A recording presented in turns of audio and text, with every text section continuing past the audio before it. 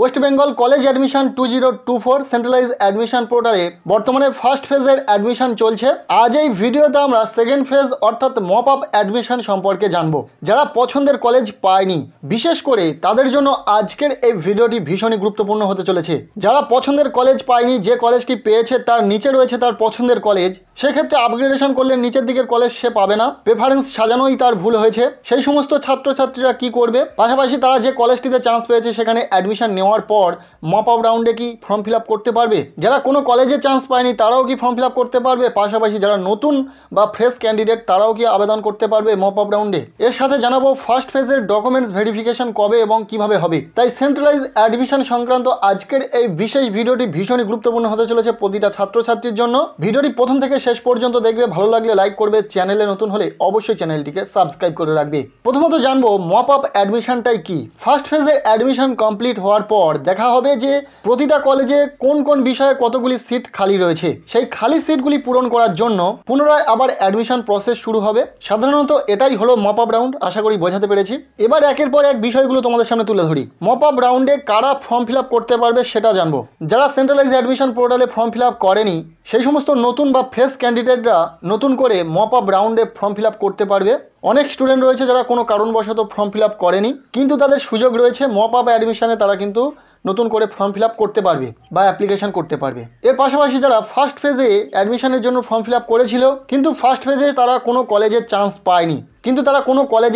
পায়নি, তাদের কোনো কলেজের নাম অ্যালোটেড হয়নি, সেক্ষেত্রে সেই সমস্ত স্টুডেন্টরা মপ আপ অ্যাডমিশনে কিন্তু নতুন করে ফর্ম ফিল আপ করতে পারবে। অর্থাৎ যারা ফার্স্ট রাউন্ডে ফর্ম ফিল আপ করেছিল কিন্তু কোনো কলেজে তাদের সুযোগ হয়নি বা কোনো কলেজে তাদের সিট অ্যালোটেড হয়নি, তারা কিন্তু সেকেন্ড ফেজ অর্থাৎ মপ আপ অ্যাডমিশনের জন্য অ্যাপ্লিকেশন করতে পারবে। এবার আসি যারা ফার্স্ট ফেজে একটা কলেজে চান্স পেয়েছে কিন্তু সেটা তার খুব বেশি পছন্দের নয়, বা এমন একটি কলেজে চান্স পেয়েছে তার নিচে রয়েছে তার পছন্দের কলেজ, সেক্ষেত্রে আপগ্রেডেশন করলেও সে পছন্দের কলেজটি পাবে না। কেননা আপগ্রেডেশন সবসময় উপরের দিকের প্রেফারেন্সগুলোতে হয়। যে কলেজটিতে সে চান্স পেয়েছে তার নিচের দিকের কোনো কলেজে সে কিন্তু চান্স পাবে না আপগ্রেডেশনের ফলে।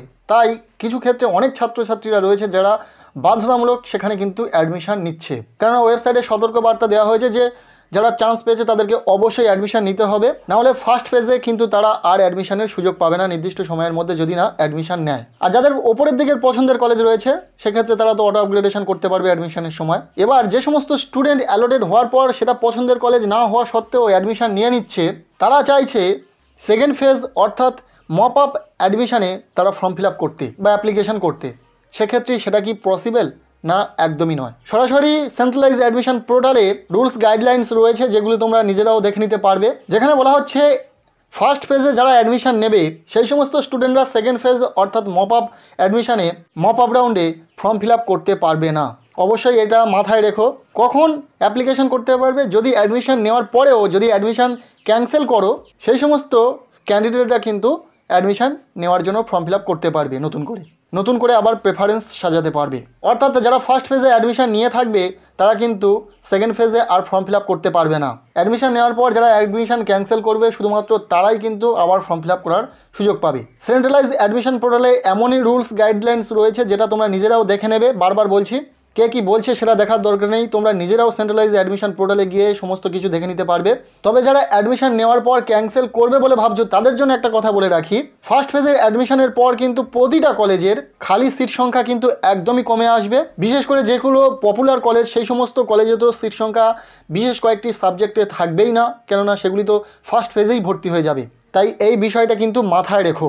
যদি অ্যাডমিশন ক্যান্সেল করতেই হয় তবে অবশ্যই দেখে নেবে তোমার পছন্দের কলেজে পছন্দের সাবজেক্টে কত সিট সংখ্যা রয়েছে, যেখানে তোমার নাম্বার পার্সেন্টেজ অনুযায়ী তুমি চান্স পেতে পারো মপ আপ অ্যাডমিশনে। অবশ্যই এই বিষয়গুলি খেয়াল রাখতে হবে। সো আশা করছি পুরো বিষয়টা ক্লিয়ার, তোমাদের সমস্ত ডাউট ক্লিয়ার হলো। আর বারবার তোমাদেরকে এটাই বলবো, তোমরা সেন্ট্রালাইজ পোর্টালে ভিজিট করো, সেখানে রুলস গাইডলাইনগুলো তোমরা নিজেরাও চেক করো। এবার লাস্ট যে বিষয়টি নিয়ে কথা বলবো সেটি হলো ডকুমেন্টস ভেরিফিকেশন কবে এবং কিভাবে হবে।